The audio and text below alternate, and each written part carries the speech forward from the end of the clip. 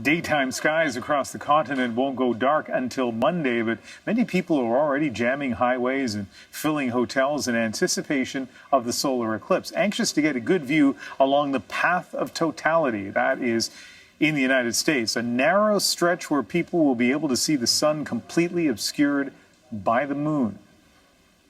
Well, Kevin Mowbray joins us now, an optometrist here in Vancouver. Let's talk about the potential dangers of watching this eclipse. And am I overstating it by using the word danger? Absolutely not. As an optometrist, my job, any optometrist's job, is to stick up for the eye health of our patients. And definitely all human beings are vulnerable, pets as well, children especially vulnerable. So thank you for giving me the opportunity to come here and talk a little bit about what I would call dangers. Well, and you've actually had a couple of patients in your own practice who have had damage from eclipses. A couple that are so significant I'd never forget, where they have a permanent blind spot, almost in the shape of a little eclipse mark beside their central retina.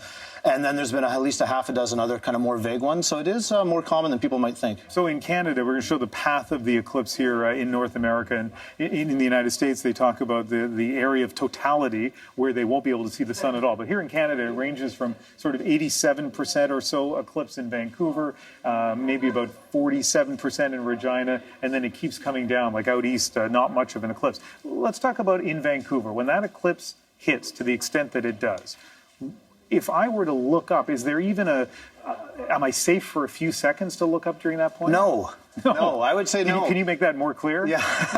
I mean, there is a lot of misunderstanding out there, I would say, because you'll read articles where they say when you have totality, it's okay to even take these protective glasses off and look for a few seconds, even a minute. But I wouldn't do that because we're not in totality, which means there's actually more sun coming off the edge, so there's a higher chance of getting some permanent damage to your retina and therefore your eyesight. So we've all managed to navigate our lives here in Canada without getting, without staring at the sun long enough that has created damage. So what is it about an eclipse that suddenly poses this threat? So the rare event of an eclipse, which is a wonderful and spectacular thing to experience, of course, the problem is that it's taking down the level of luminance or light coming off the sun so low that someone actually could seemingly comfortably look at it, but the sun coming off of the edge would actually hurt your eyes. And I guess your natural instincts when the sun is out there in sort of full force, and the ability of your pupils, I guess, to dilate or to get smaller. Yes, the pupils would constrict. Your eyelids, of course, would even close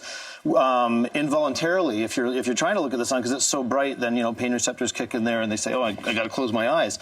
In an eclipse, everything's dim, and you get fascinated. You could just stare at that thing for minutes. The whole time, it's burning little marks into your retina, and that would translate into permanent damage and loss of vision. Okay, advice for parents? I would say, Science World, for example, who were very kind to loan me this one pair of solar eclipse glasses, which are... You promised me I won't look stupid if I put these on, so I will. No. They match your shirt beautifully. Yes. Okay, I mean, even looking at the lights, I can't see anything. That's right. These actually only let in 0.03% of visible light coming off the sun. Sunglasses that we wear to cope with, regular sunshine, they block out 99.9% of light. That sounds like a lot, but that means 0.1% is coming through. That would be 0.1%. This is 0.03% coming through. So you're not going to really see anything through these other than just the ring of the corona. The problem with these are they're pretty well, at Science World, they're out of them now. They're out of them. At stores we've checked in Calgary and in Vancouver, they're out of them.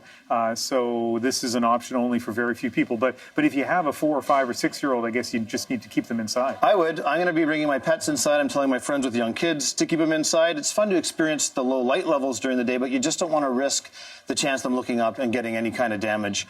And, even if you think you're monitoring them well, you might not be, so why take the risk? That's what I would say. All right, and there is a way to make your own viewer. Megan Batchelor did earlier in the week. We showed it to some people. Not an elegant instrument, but still a safe way to at least see the effect. Thank you very much for talking to us. My pleasure. Thank you.